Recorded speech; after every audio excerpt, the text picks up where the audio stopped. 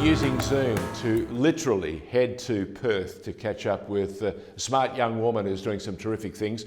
She's actually an account director with PricewaterhouseCoopers. She's also part of the Women's Committee of Australia-China Friendship Society in WA, and she doesn't understand what relaxation is all about. She's into business mode, and she believes there are some things that are fundamental and we need to address. And that's why we're going to reach out to her again. Eva, welcome. Eva Chye is our guest on The Informer. Eva, you're a big part of the team at PricewaterhouseCoopers, and your central, I suppose, mantra is business align and connect.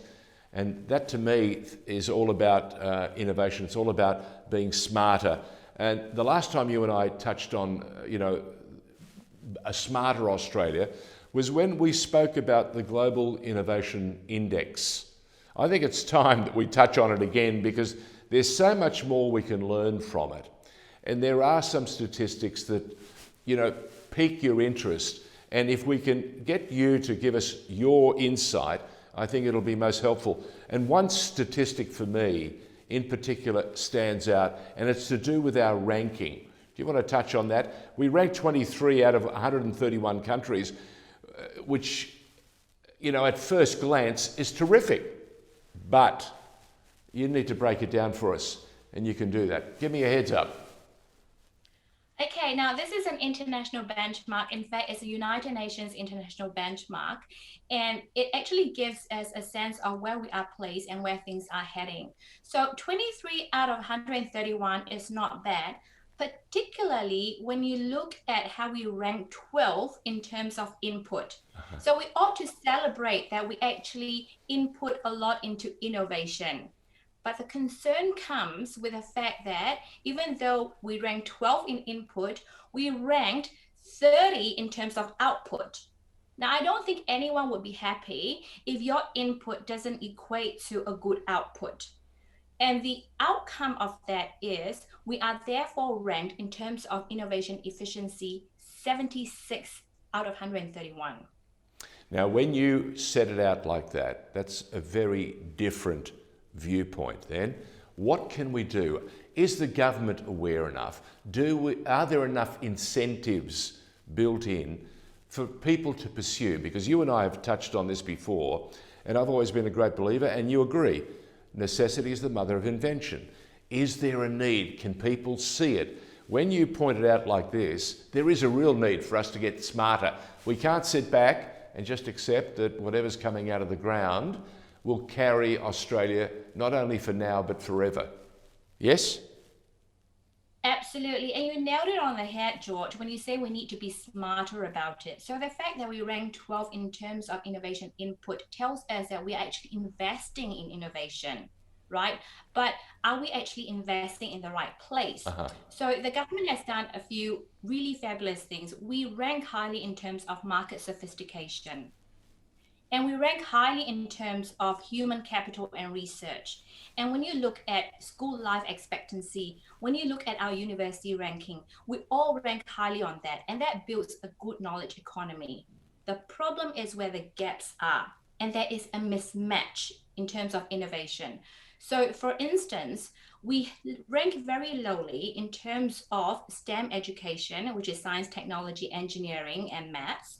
And particularly at the tertiary level, the percentage of graduates in science and engineering drops. That's alarming. Right? That's alarming. That's not good. That's not good. And when we look at the research innovation, we do really, really well in terms of basic fundamental research. But the gap lies in the fact that we have not been very successful or very good at commercializing those research. How do we get smarter, Eva, at encouraging the next generation of school children and others to think about those jobs where math and science is critical? Yes.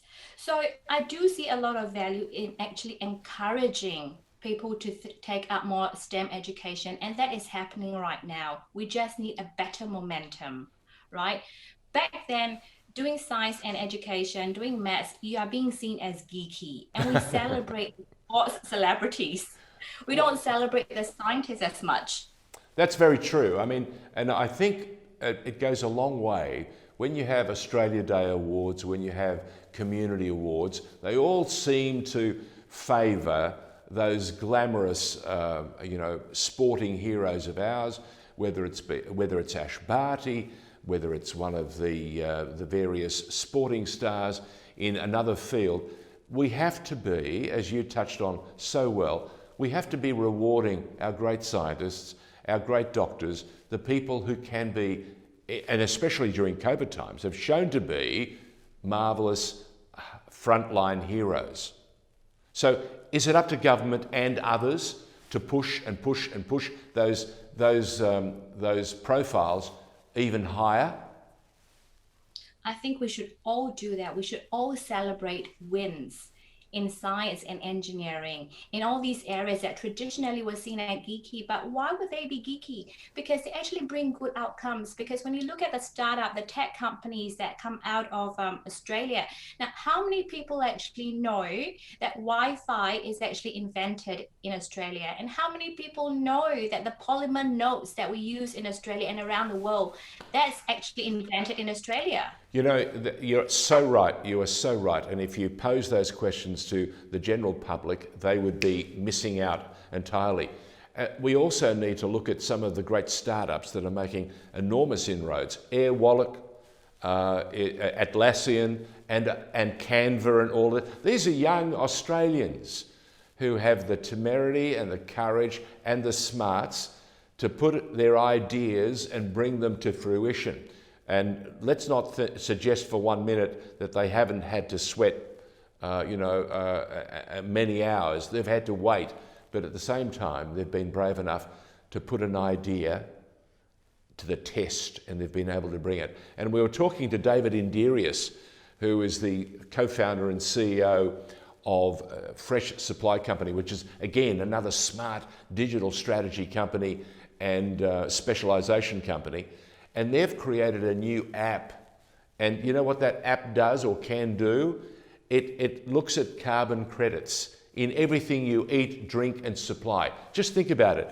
We all talk about carbon credits and balancing the books, but when you have an app that can count it and put it out there for all of us to say, let's keep score of how well we do individually, isn't that exciting?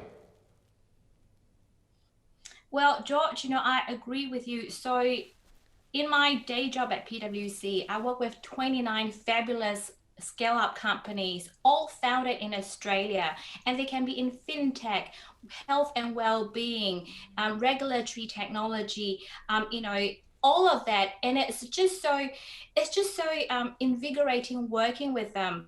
And of course, you mentioned all these other companies as well. And I'm also an ambassador on the Insight Awards, which celebrates ICT awards and in WA. There are so many examples we can give. But you know what, George? Here's an idea for you. The government puts a lot of money into promoting tourism in WA and how wonderful and beautiful, promoting Australia and how wonderful and beautiful Australia is. And that is absolutely correct. We should do more of that, but we should also tell people that it's more than the natural beauty and natural resources in Australia. And we should celebrate these technology that's come out of Australia. So what you're saying to all and sundry, federal government and state governments galore right around the country, credit and acknowledge the smart young people of tomorrow that can make Australia's future even richer. Absolutely. And we should also incentivize more foreign venture companies to come to Australia and support these, young startups, because you know what? Funding helps. Right on the money. Right on the money. Eva Chye from PricewaterhouseCoopers in WA. She's an account director there. And she's also got, as you gathered, 3 or 4 other caps that she wears with pride. But at the end of it, her mantra is, let's make Australia smarter, let's make WA smarter, and let's tell the world. Thank you, Eva, for joining us on The Informer. Pleasure, George. Until next time.